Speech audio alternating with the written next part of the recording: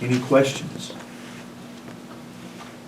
Will you explain, I know they weren't in here, but, some Maumelle parents feel like, why are we paying for everybody? Because we feel like, Yeah. it's a statistic that Maumelle, per household Well, income is higher. Yeah, do you want me to address that? Would you address that? Yeah, I've heard that statistic that says, per capita, Maumelle has the highest per capita income. If you look at the assessments across the district, and you look at it by attendance zone, the mills feeder pattern is about 290, 295 million in property assessments. And where that comes to play is on the millage rate is applied times 20% times the assessment, and that's how you come up with how much money comes out of the tax base. So around 295.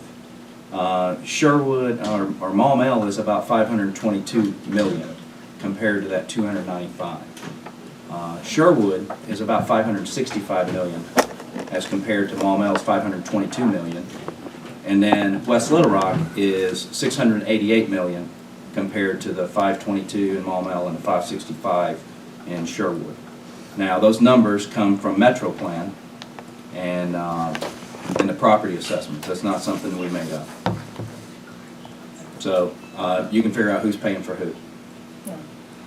And I think that's good, a good Who's thing. paying for whom? I got an English major over here, I'm Yeah. sorry, The the teachers in the class. the area of the district that is the poorest in terms of property assessment is the southeast quadrant.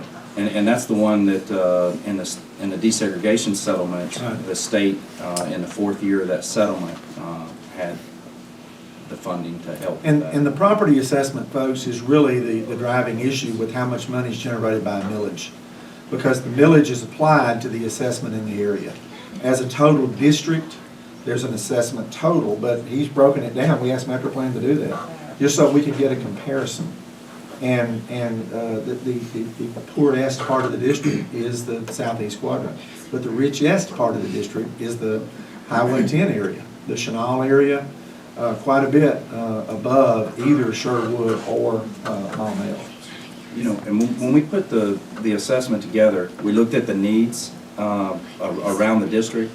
And when this first started out, one of the things that we heard was, why are you doing something over in Maumelle? They've got everything. And I said, well, the district spent a lot of money in Maumelle in the past 6 or 8 years, but it doesn't mean that they're fully built out. There's a lot of needs still here to round out the facility.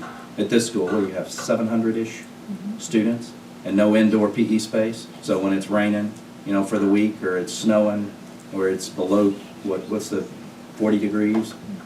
30, 39, they don't go outside. And so where do you have that PE space? It's a state requirement to have that. So what do we do in the hallways? So is that a Keep them in the need? classroom. Yeah, classroom. Around the desk, push all the desks. But what we really want to stress, folks, is it's not about, it's about trying to make a school a whole school. What does it need? Baker needs 8 classrooms. They also don't have an indoor area for PE because that indoor area had been converted to classrooms. Is it classrooms or cafeteria? What's it used for? Art and music and computers. What had been an area for those kids has been taken up by other requirements. So not only do they need 8 classrooms, they need a more well-rounded campus as well. So it's a matter of trying to give each one of the campuses the very best that we can give.